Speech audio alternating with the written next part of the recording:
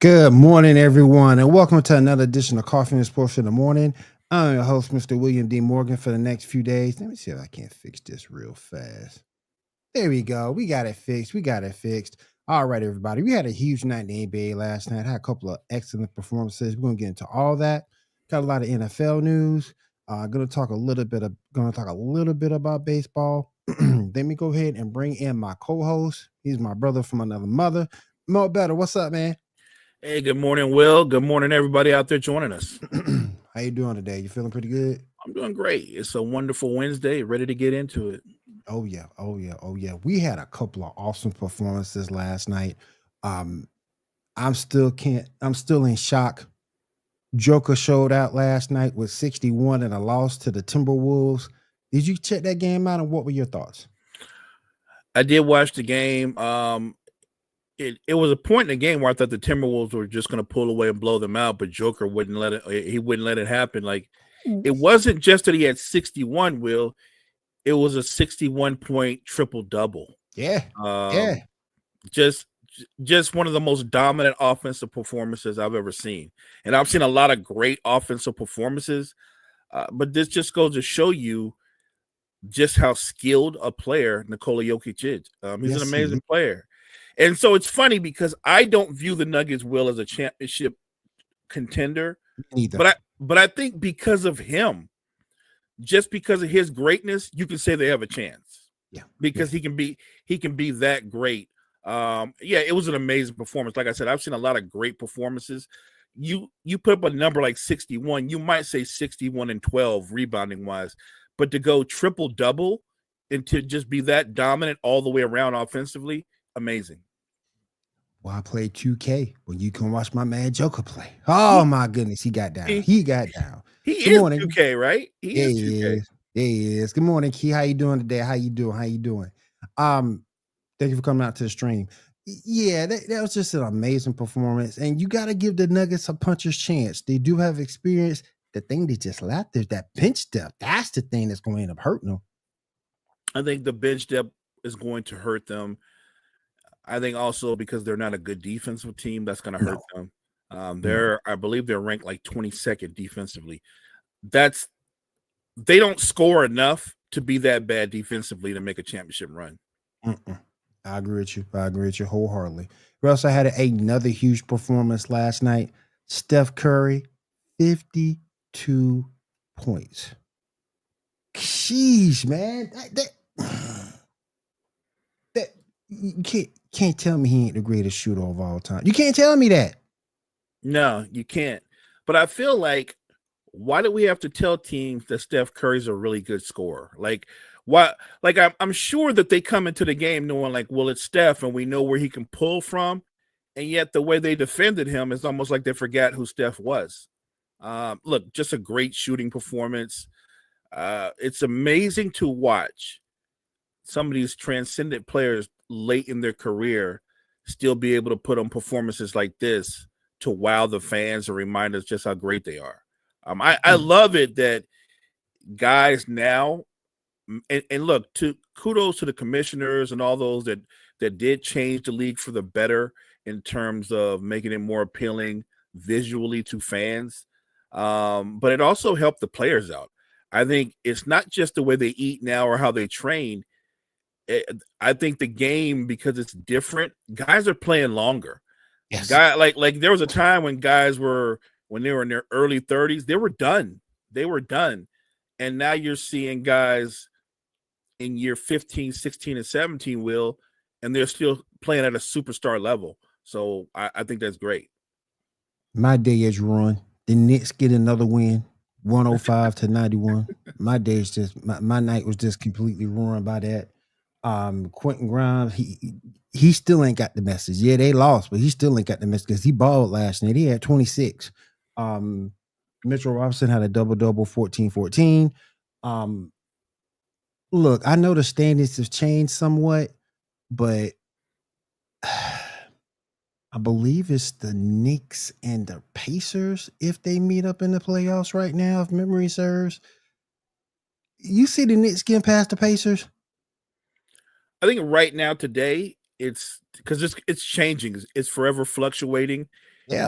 Right now it's Pacers Pistons, Okay. because the Pistons has leapfrog the Bucks. They're the 5th seed now, so you get a 4-5 matchup, Pacers Pistons. But I feel you on the Knicks. This is what I'll say about the Knicks. Maybe the best matchup for them in the first round would be the Bucks. Yeah. That might be a more favorable matchup. I think New York knows what Giannis brings to the table. If you wall off Giannis, What's up, G? and you make him more of a perimeter player and less of a get downhill kind of player, it changes everything that Milwaukee does. So I think if you're the Knicks, you're not trying to lose, No. but you're trying to stay. They're going to be in 3rd. The question is who's going to be in 6th, because that could go back and forth. I think Detroit's playing better basketball, and obviously without Dame, the Bucks are kind of hamstrung. So I think that's going to be the matchup. I think it's going to be Knicks, Bucks, Pacers, Detroit. What's up, Gene? Appreciate you coming through, man. I know you're on vacation doing your thing. Appreciate you coming through. It's the Sixers, of course they will win. Look, they good against the Sisters of the Poor. It's just the top teams that the Knicks suck against. Yeah. Against teams with winning records, especially the better teams, they struggle. But I think that goes to the point that the better teams recognize the true strengths of the Knicks and their shortcomings.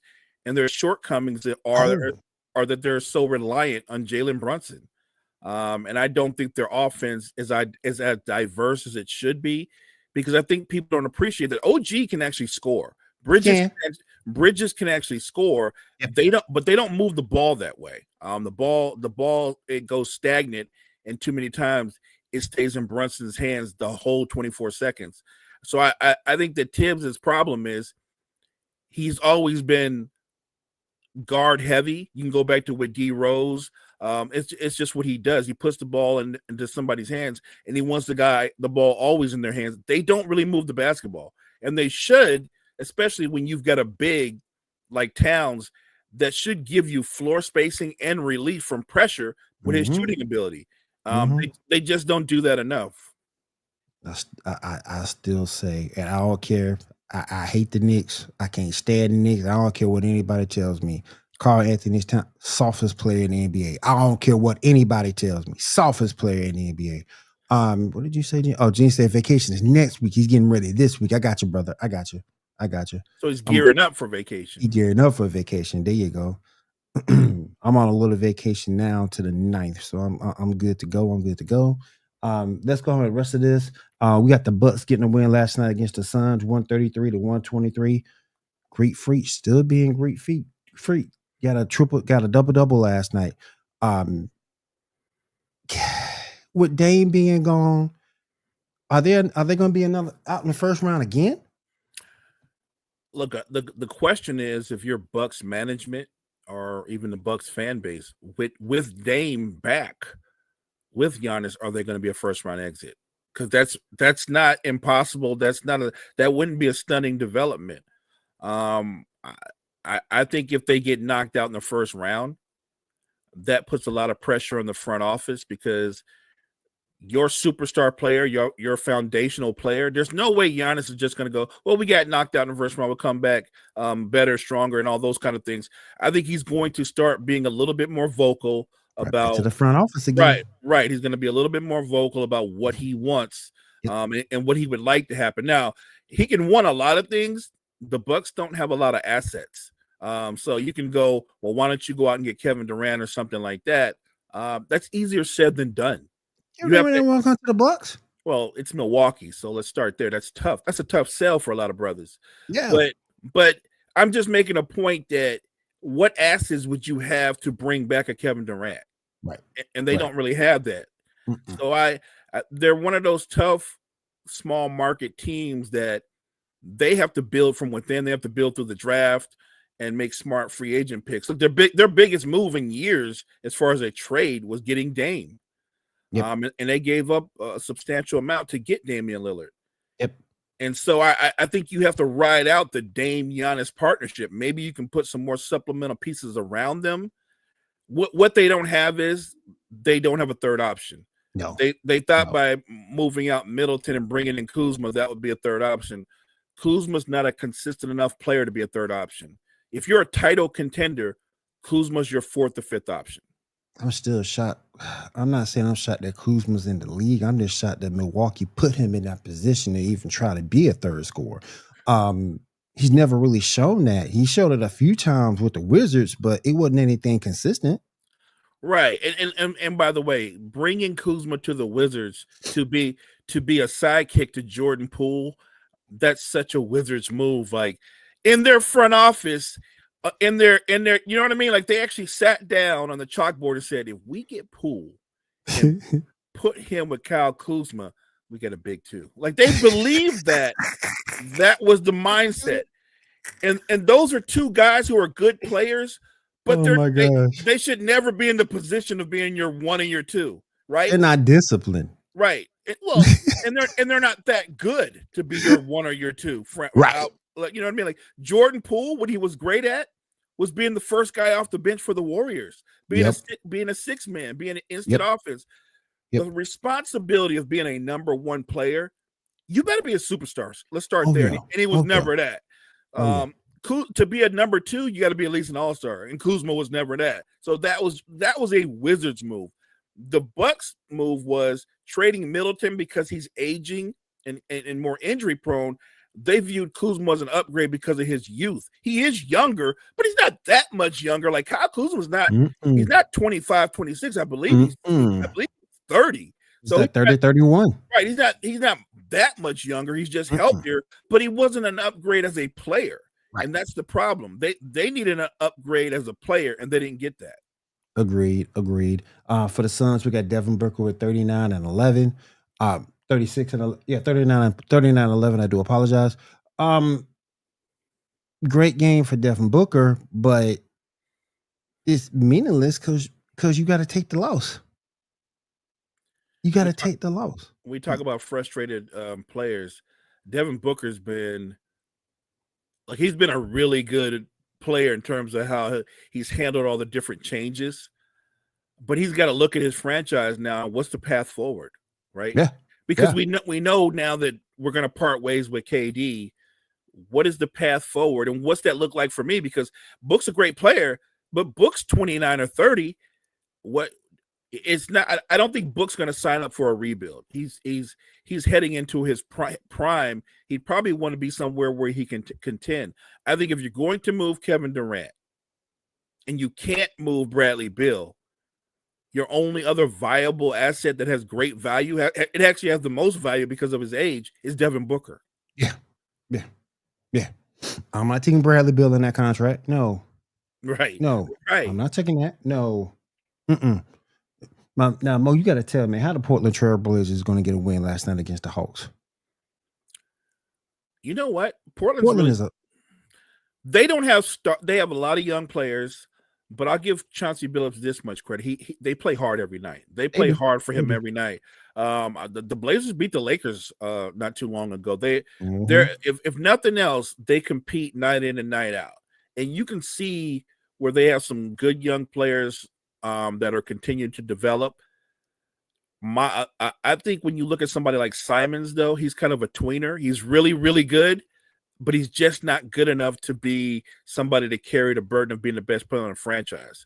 I think he's more between a 2 and a 3. Yeah, well, he's definitely a combo guard, but in terms of where he should be at on a team, right, he should be probably your third option or maybe your first guy off the bench. Yeah, they're searching right now, right? They wanted Scoop Henderson to be a star. I don't know if that's ever going to happen.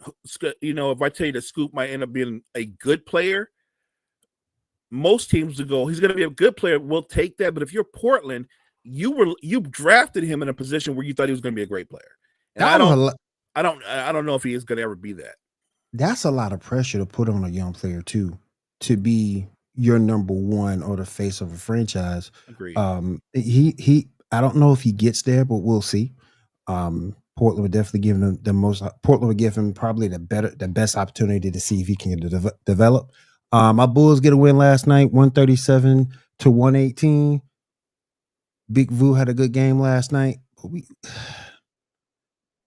I got people from Chicago scolding me because I said, okay, yeah, we beat the Lakers twice, but let's not forget there is a difference between having a good run and being a good team. The Bulls are not a good team. They had a good run. They win games here and there. They're not a good team, and there's a huge difference between the two.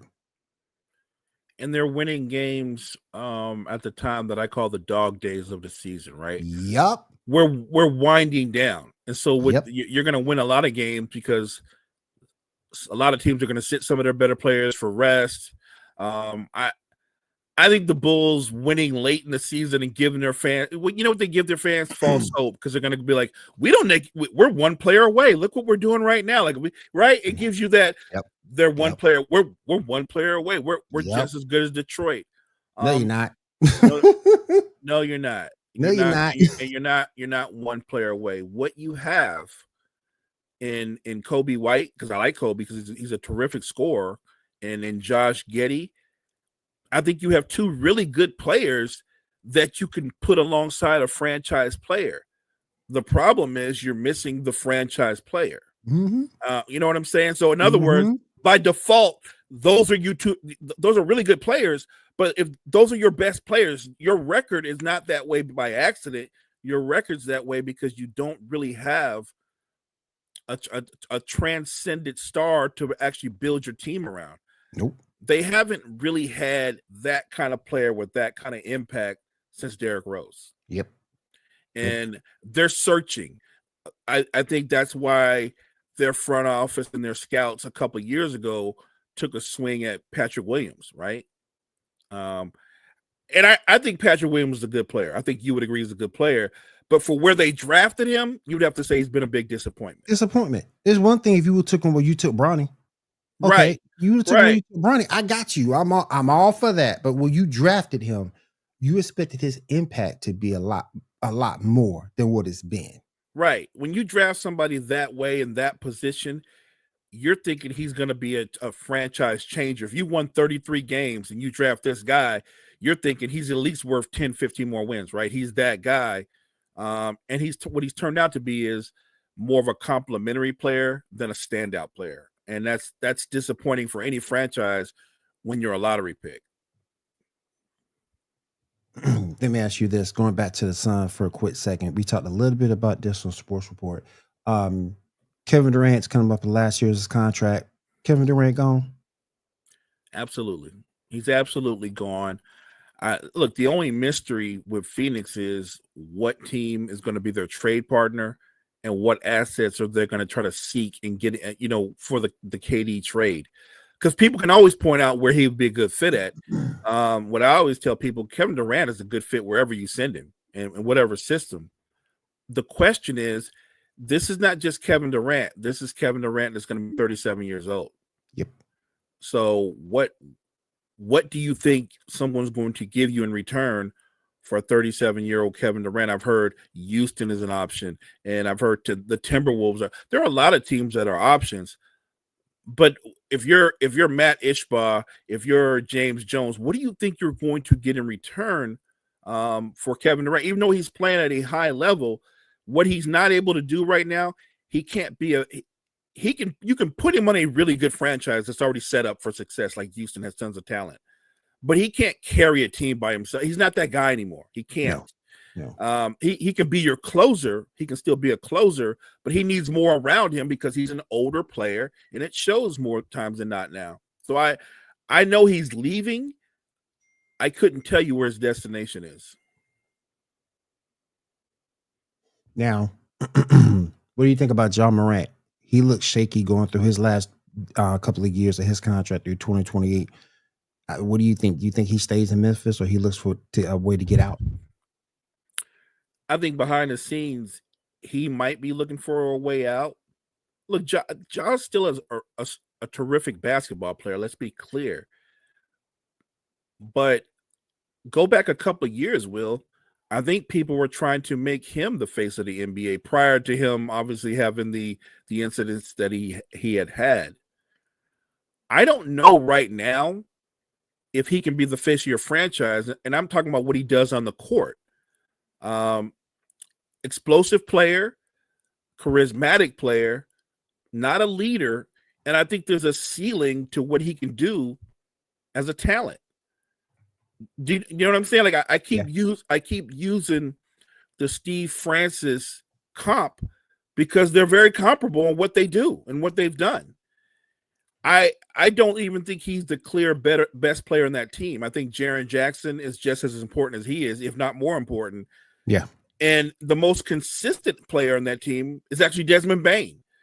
So I would look at the Grizzlies and go, when you look at them, they're going to be in the postseason, and you can talk about how deep they are. But I don't know who's the guy. I know who's the guy, the bigger name, but who's the guy? Because I don't think Ja is that guy, and that's weird, right? Because I'm sure other teams would go, we would love to trade for Ja Morant.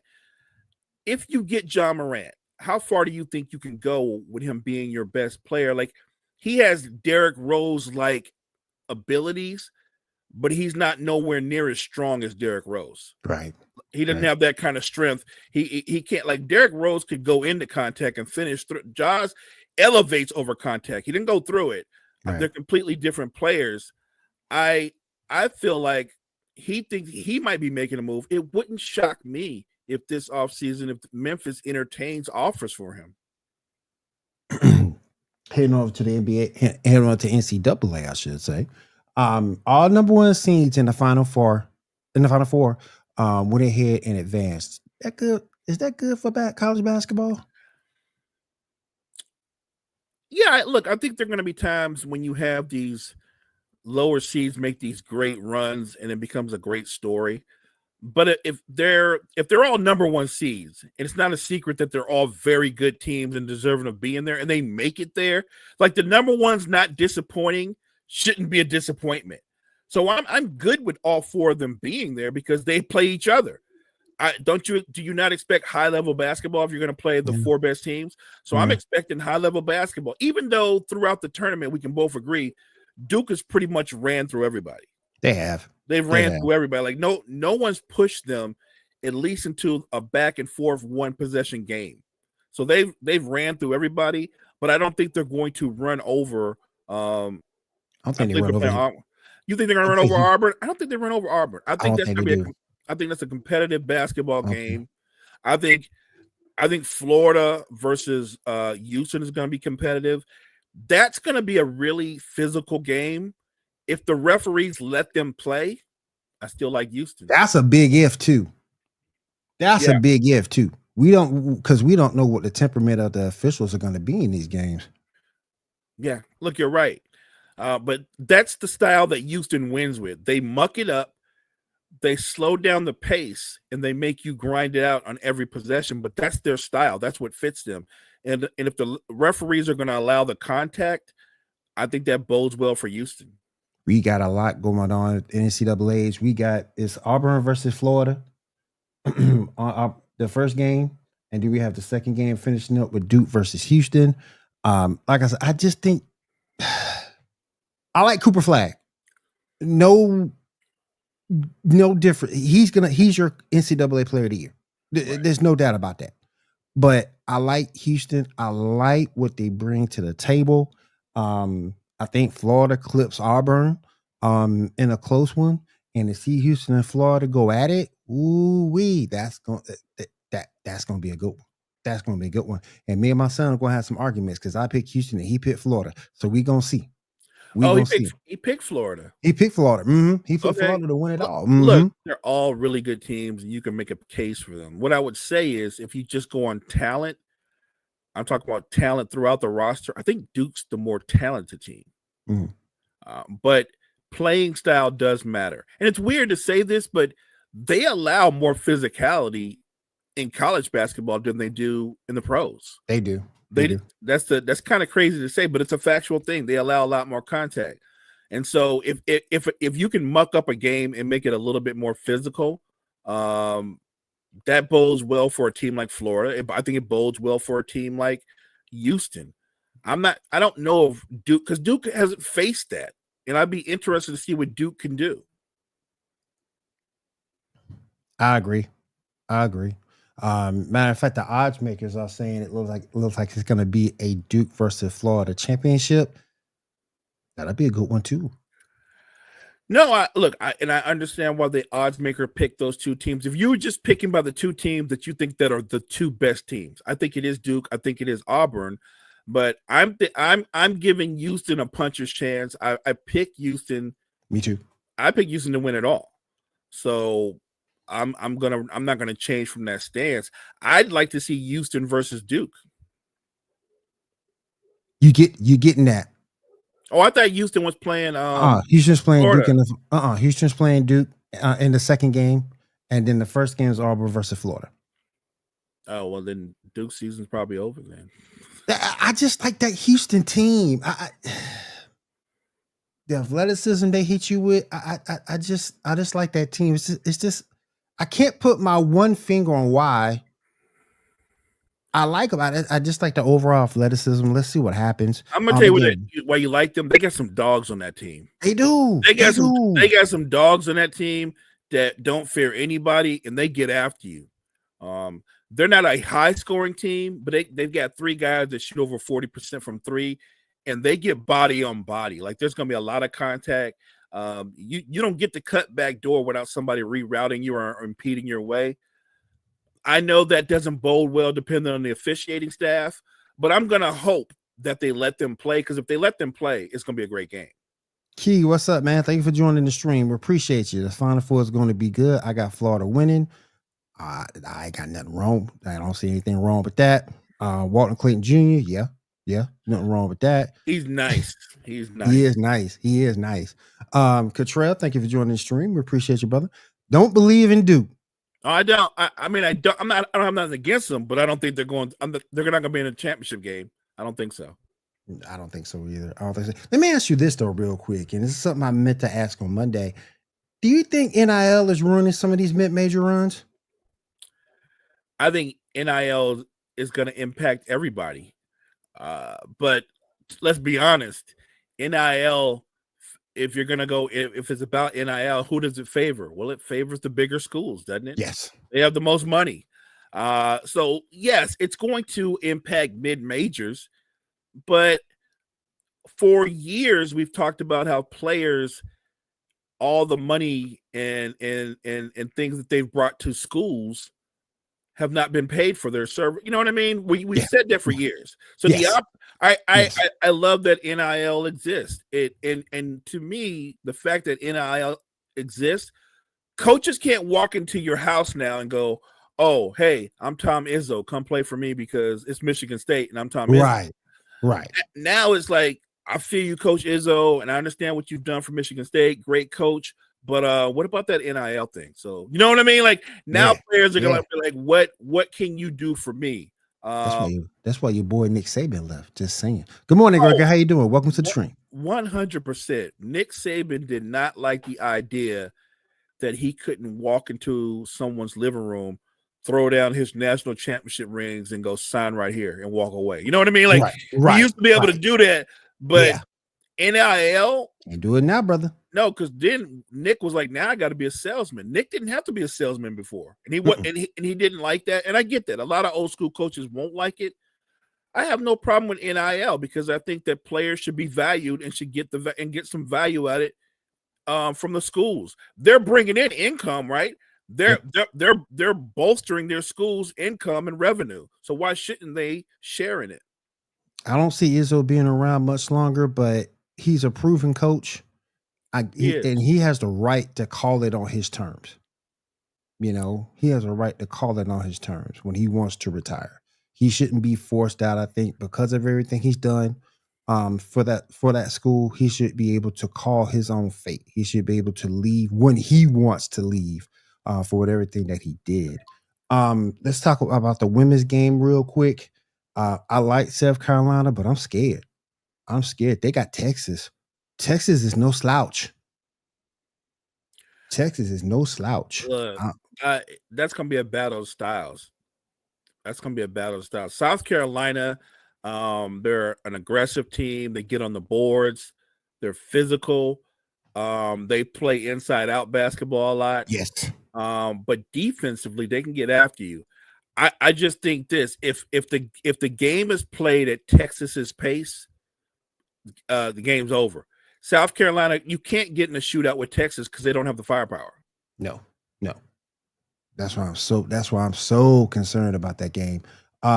He says they can beat Texas. We can't start slow. This is so true. This is so true. Absolutely, they can beat Texas, but Texas can be so overwhelming offensively that South Carolina's not built to come from behind. They're not built. You know what I mean? If they're down 15, especially to a team like Texas, it's a walk. Cottrell said he's got UConn over South Carolina. Look, UCLA is not going to be a slouch either. I don't think they lay down for Gino Auriemma. I really don't think they're going to lay down. That's another game that I'm looking at. That man. Hey, look, the ladies' game has so much improved over the years. And you know who's going to benefit from that is the WNBA. I think the W is going to benefit from the stars that they're going to get. Paige Buckets is coming. Like they've got some talent that they're going to add to the W. Look, I want to see Paige Buckets make it all the way to the championship game. I don't know if that's going to happen though. I don't know if she's been amazing. And I think that if you look at UConn's team, they're really good, but this is not one of his great teams, right? No. He's doing some coaching. I think you could say the same thing. This isn't South Carolina's best team. Don Staley's doing some coaching. Yes. So I think these girls, even though they're not the most talented South Carolina team, they reflect Don Staley. I've said all along, I'm rolling with Don Staley until somebody knocks her squad out. Yep. I agree. Got some baseball news from my man, 7. Jackson Morrell and the Padres agreed to a 9 years, 130. Bruh. For real? Okay, here's the thing that be killing me. How old is he, 7? How old is he? Is he going to finish out that contract? You know he's not. Killing me with that, man. 9 years at 135 mil, and you 33, 32. Right. So clearly contract. Right. So clearly they're what? They're going to get their value out of him the first 3 or 4 years out of the contract. See how old this man is. Good Lord, that's a lot of money. Oh, he said he's only 21, Will. Okay. He'll be all right then. He'll be all right. He's 21. He'll be 30. He'll be 30 and can get another deal. Bro, you got like 14 years if you can stay healthy. Yeah. He can get 9 years and get another deal. All right, cool. Let me go through the rest of this chat here, get caught up. Although Booker for Texas is one of the best in the country. Yeah. Facts. Texas did get them in the regular season. Yeah, UCLA will not lay down. That's going to be a tough one. That's going to be a tough out. Only 135 mil. Only. I mean, it's funny to say that, but 135 million. When you look at the numbers that get thrown around in baseball, that's a bargain deal. Like that's almost like getting a hometown discount because. Look, we're seeing 300, 400, 500, 700. Like the numbers are insane. That's what, if my math is right, that's what, 15 mil a year? That's light money in baseball. That's light. Yeah. That's like 15 mil a year. I see what Cottrell came up with that. That's a steal. Yeah. Man. But I'm looking forward to the field of 64 on both sides of the house. How's your bracket looking? So mine is shot overall, but I guess in the bigger picture, if I pick Houston to win and they end up winning, I've got that going for me. So, yeah. But overall, I'm gonna smashed. Trash. Mine is just it's so trash. It's so freaking trashed. Let me ask you a question, Will, real quick. Sure. With Paige Beckers in this draft class coming into the W, the W is getting ready to go into their CBA negotiations. and obviously there already been talk about holding out. Where are you on what the players should do or what they should expect? Because look, they just had one of their biggest seasons, maybe their biggest season ever, and they still were 40 million in the red. You know what I'm Issue. saying? Like, I Yeah, guess the yeah. question is, if you're the players, you come to the owners and you say, this is what we want, and we want to get paid this, and we want all these things. If you're the owner, aren't the owners going to go like, yeah, the product's terrific, but we're 40 million in the red. What do you expect to get in return? I don't understand why you will hold out in this particular situation. Your game is at the highest peak it's been since the league's inception. Um, it shouldn't be a case where you're holding out. It should be a case you move forward to continue to make your game better, Right. continue to close that gap to being in the red to being profitable. Because at 40, it was worse at one point. And you're just down to 40 million. A little bit more promotion of your stars. Yeah. Hopefully you will get a healthy Juju. Prayers up for Juju Watkins. From hopefully you recover from your injury. Right. To come in. But you have no business holding out. No, I think Cottrell makes a good point. What they're saying is we just come off our biggest season, so we're playing with house money in terms of what we just came off of. And I'm pro player. Let me put it out there. I am pro player, but I'm trying to be practical from this standpoint. They don't have the power, right? You can hold out and you can say, look how our game is growing. Look at the fans. Look at our attendance. I'm not arguing any of those things. It's up. But for them to make a profit, because if you're an owner, Will, you're not in it to not make a profit, right? Exactly. And so the problem is the owner's response is going to be like, I understand what you guys are saying. I appreciate you. We absolutely need you. The game is growing, but you're demanding bigger salaries. We understand that. But at a time where we're still 40 million in the red overall, how do I swing that? So I think the negotiations are going to be tough. And you know how this works. At best, they'll meet in the middle. But 9 times out of 10, it's always leaning towards the owners.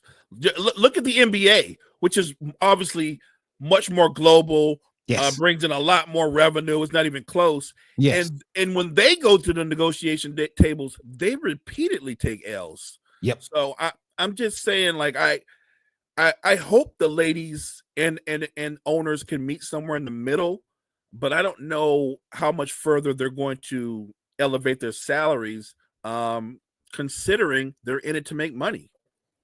With the newly TV deal, they're going to be in the black for the first time, but the players can't mess that up. So true. That's my point, though. So true. And that's Anthony brings up a good point, but so the TV deal makes a big difference. So you can't go into negotiations and overreach, right? Right. That's all I'm saying. You have to be a little bit practical, and because what they don't want to do, Will, is stop the momentum that they built. And I'm not. And before people say I'm trying to count their pockets, I'm not trying to count their pockets. But you have to. But you have to look at the. You have to look at the. You have to look at the bigger picture. At the end of the day, if you want to make this league profitable, continue on your current pace. You will get there. You will get there eventually to where you can get the money that you want. But look at the bigger picture for right now and move forward. Is all I will ever say in this situation. Now, once they're out of the red, 20, 30, 40, 50 million, over whatever, go back to the table. And then you can negotiate at that point. Look, and I understand that, because when you look at the W, they put out an outstanding product. Let's put it out there. If you're really a hoop fan, I'm just talking about just basketball. I'm not talking about men's or women, but just basketball. The women's game is more fundamental than the man's game. It is. Particularly now. That's just facts. It's more fundamentally sound than the man's game. Yep. So look, the players put out a great product. And I think what I would say to the owners is, okay, so you're not going to put in a lot of numbers in towards of building up salaries, But what we need you guys to do is put millions and hundreds of millions into promotion, right? If I'm the players, I need you to invest even more into us and the product, right? Put more shine on the individual players, put more shine on the overall product. Yep. Because then these ladies can get more.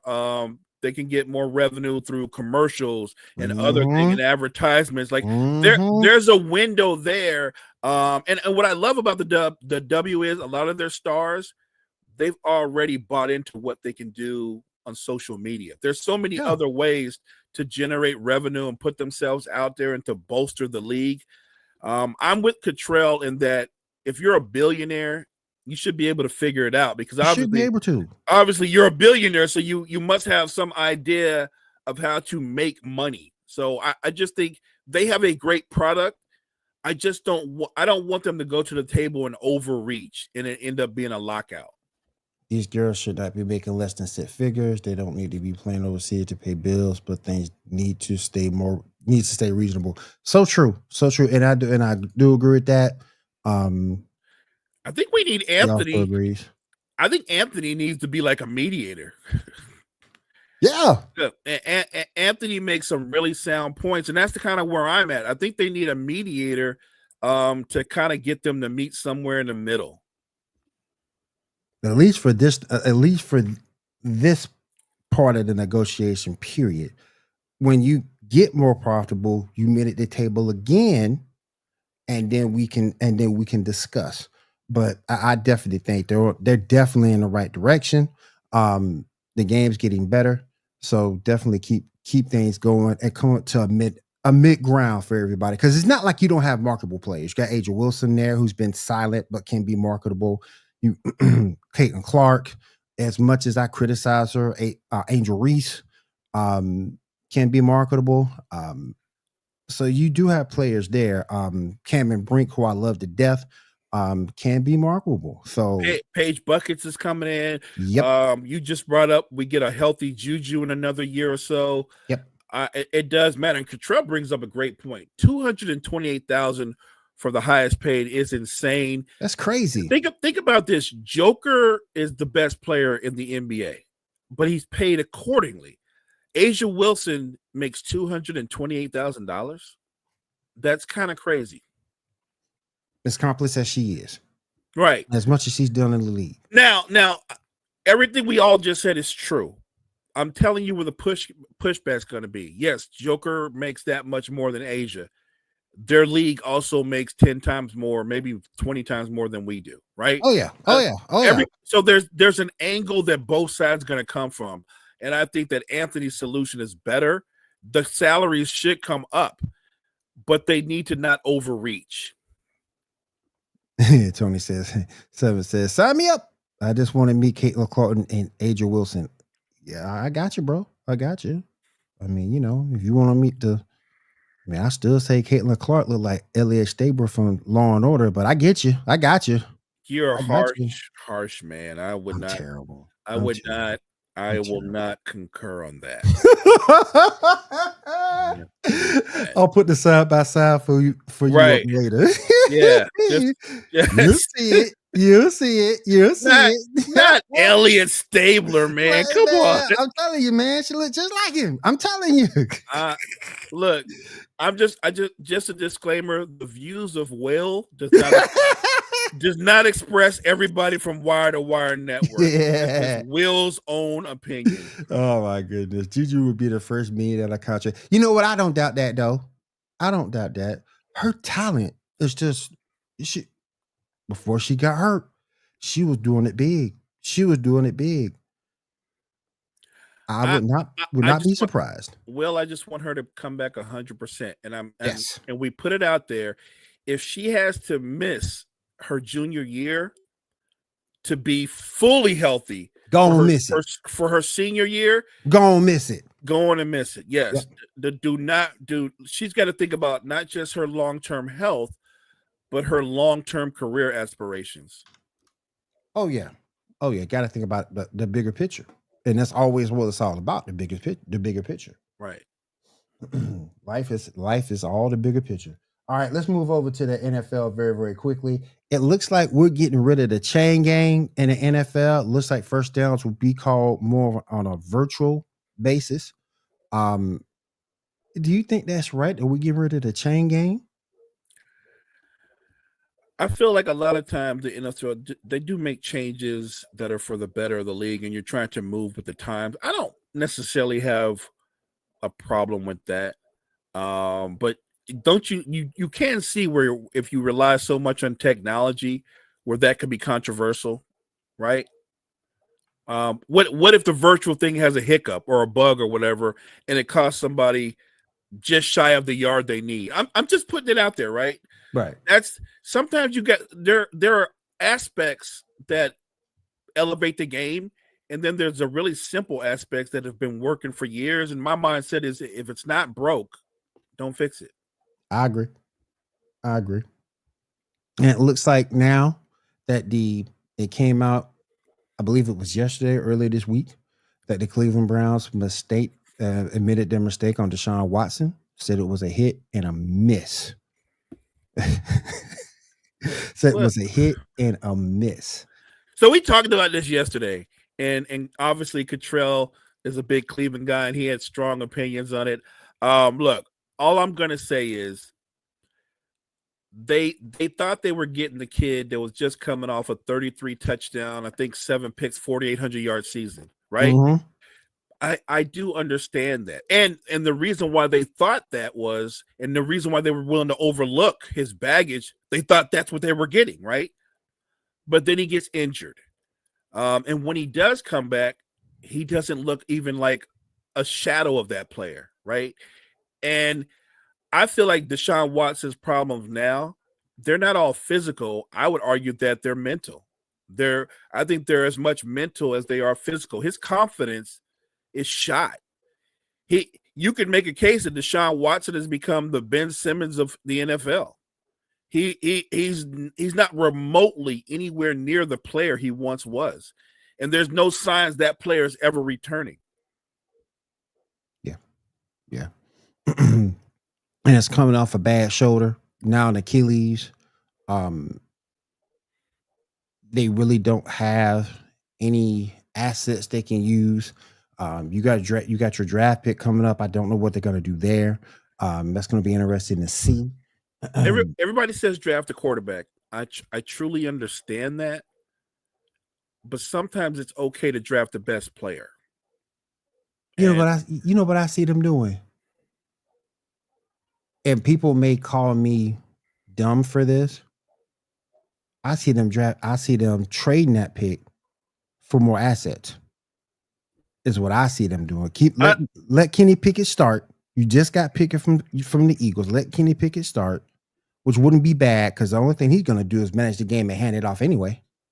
So let him manage and then go get you some more because you need a lot. I mean, you can strengthen that defense. You can get some wide receivers. You need receivers. You need a running back because Nick Chubb ain't getting no younger or any healthier. I can see them actually trading back. I could see that, but I'm kind of with Cottrell that I would love it if they took Travis Hunter. That's I think that's another great player that can impact your franchise. And certainly he's going to be in some packages on the offense because he's an electric player with the football in his hands. So I do like the Travis Hunter idea. I would rather go Travis Hunter than the quarterback. Yeah. Key says you're right. I just think let me see what Tony said real quick. Yeah, you do have a better class of quarterback coming in next year. This is true. In your next draft, that's true. That's facts. That it is a better draft class next season. But if you're a Browns fans, how confident are you if Kenny Pickett starts? Because I would not be that confident. And really, I don't think I would have let Jameis out the door until I was resolute in who I was bringing in, right? Because we know that Jameis is much better than Kenny Pickett. So and look, I know with Jameis is a roller coaster, but at least it's a roller coaster. With Kenny Pickett, it's more like free fall. Oh my goodness. But they are great defense, great defensively within in a team with a division with a bunch of great defenses. They're gonna hold their own right off the rip. But quarterback play is an issue. Um, Let me ask you about this sticking to AFC. It looks like Harbaugh from the Ravens is getting a extension. Do you think that extension is in the right spot, being that he has yet to win with Lamar? Look, he's been a terrific coach for a long time. Yes. But you do bring up a point. The Ravens have been favored to win the Super Bowl, what, maybe three? They've been one of the favorites the last, what, 3 or 4 years? And every year Lamar's won the MVP. What have we said? The Ravens are the team to beat. I think Harbaugh is a good coach, but I think that if you look at his overall record and what he's done, shouldn't we treat Harbaugh a lot like the way we treat Mike Tomlin? If you question Mike Tomlin and his shortcomings, shouldn't you question Harbaugh because he's had the same failings, but he's working with a lot more talent? True. Do you know what I'm saying? Like, True. You've had the MVP multiple times. You added Derrick Henry to that MVP. Your offensive numbers are through the roof, and you get to the postseason again, and you flatline. The year before, everybody just knew a weakened Kansas City team. You guys were elite on both sides of the football, and you flatline again because the Chiefs out-tough you. I'm not trying to say I blame that on coaching. Here's the difficult part. What did Cottrell say? He's really not much different than Kyle Shanahan. Right, look. I'm glad you brought that up, Cottrell. That's hard to disagree. No, but that's a great point. The difference is he does have the one Super Bowl, right? Yes. Right. And it's kind of like I don't want to go too far. I don't want to drift, but it's very similar to the Doc Rivers thing in the NBA. Ooh, because true. the first thing people point out is Doc's a champion. Like Doc, right? But that was in 2008. That's a long time ago. I still say him and Sean Payton got more off that one ring than anybody in almost coaching history. Yeah, and look, to Cottrell's point, I think Harbaugh, who is a good coach, has milked his championship for a long time. Yeah. If Lamar is everything that we project and people say that he is, how have you not gotten to a Super Bowl? I'm not even saying won it, but how have you not even gotten to a Super Bowl? Right. With a generational talent and let's keep it a buck. Lamar is a generational talent. Lamar is. He is a generational talent, but at the same time, it's really interesting because the position of quarterback, what we found out because of Lamar and guys like Cam, the position can be played in a lot of different ways. What Lamar's not going to do in a postseason game, or at least he's failed to do in a postseason game, is pick you apart from the pocket. Yeah. I'm just being real. He's a terrific quarterback, but he does it in a different way, and I've yet to see that style win a Super Bowl. Todd Monken that screwed the Ravens more than an emo chick with a bird fed it. and like I said, don't you compound it because Henry has a 1,900-yard season. Yep. And everything came to a halt in the postseason. No way in the world that man don't get the football 25, 30 times a game. Right. No and the thing way is, in the world. 30 times a game, Will, is at a minimum because you can stop him, 90-yard touchdown. Right.